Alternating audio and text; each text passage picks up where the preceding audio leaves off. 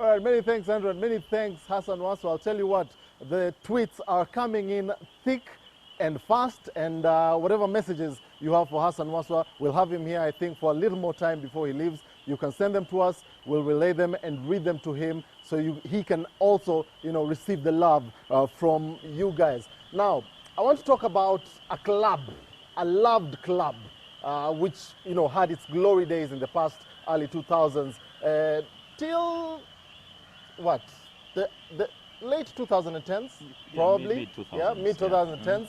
And things that didn't start going well for Sevilla. But just last week, they have appointed a new spokesperson who is here with me. Of course, my friend, also a rival in so many areas. He supports Manchester United. I support Arsenal. He supports Ferrari in Formula One. I support Mercedes. Bernard Ewalu Olupot, also known or commonly known as Bewo. Bewo, a very warm welcome. Thank you for having me. It's a bit cold, but the warm welcome is very welcome as well. Thank you. Normally, most people complain about the frogs, but we normally tell them there are machines that are normally put, I think, you can attest. No, it's good background sound. It's good background sound. First of all, before I go into Sevilla, yes, I want your 2 cents about the topic we're discussing on today. Yeah, your best midfielders. What do you think about Hassan Waswa? Well, first things first. Hassan Waswa, as an Sevilla person, he played for Sevilla in the 2014-2015 season. So quite naturally, he's a big deal to us. But the most important thing that has come out from the conversation is the issue of longevity, which for me, like he says, is down to discipline and whatnot. And I'm one of those people who give him extreme respect and adoration and admiration as well.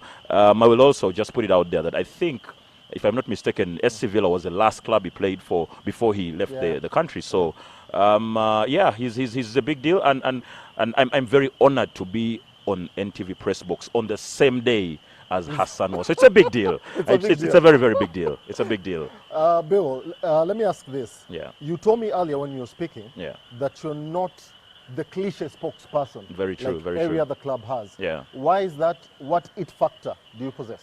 Well, for starters, there's a direction that the establishment, that the club wants to take. Yeah.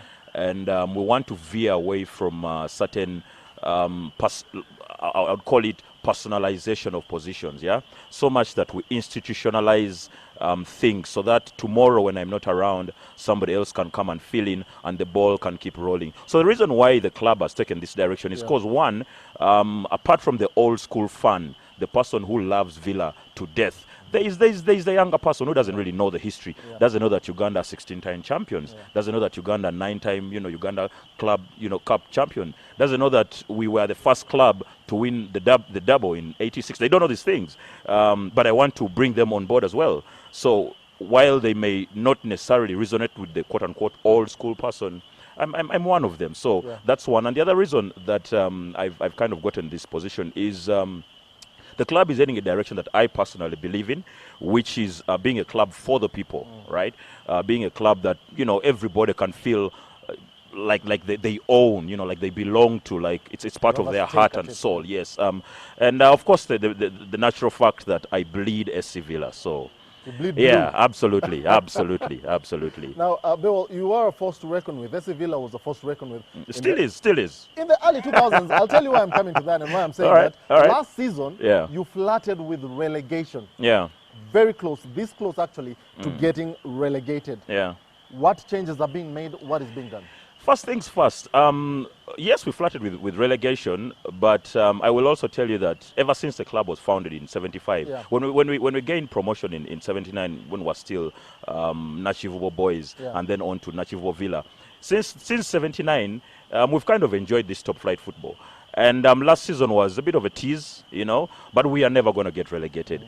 What has happened now, why you're seeing, a couple of good results here and there, is because, one, like I said, there's a system change. Now there's organization that's happening behind the scenes, so much that whatever is reflected on the field is part of a bigger picture. So it's not just the results, but also what's happening in the back room. There's a lot of conversation, there's a lot of planning, there's a lot of projections. So there's stuff that is being done behind the scenes. Like I said, a system is being created so that at the end of the day, whoever comes in fits in perfectly and they can walk out seamlessly. So that's what's happening at the club right now. And you're currently lying third on the table. There you go. And you're trying to, I know you're trying to get fans back to the stands.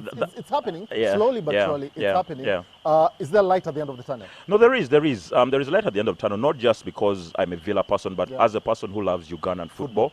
I would like for fans to get back in the stadia, because football is a religion, you know, and it's the one thing that galvanizes people across race, across tribe, across, you know, dialect, across social status. It's the one thing that galvanizes people. And so as a person in this role, I would like to not just get the SC Villa fans back into the stadia, but Ugandans as a whole. And I know there are very many other people who think like me, you know.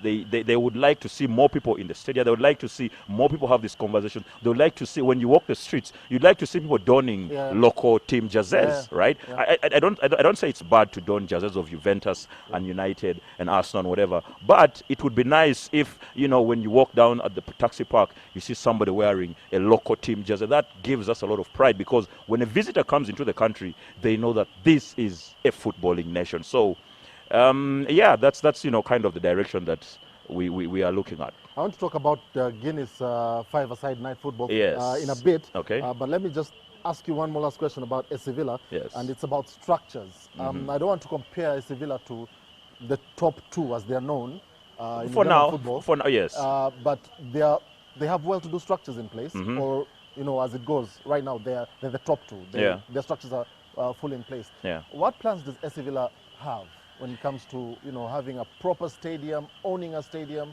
owning this kind of thing, just getting organized?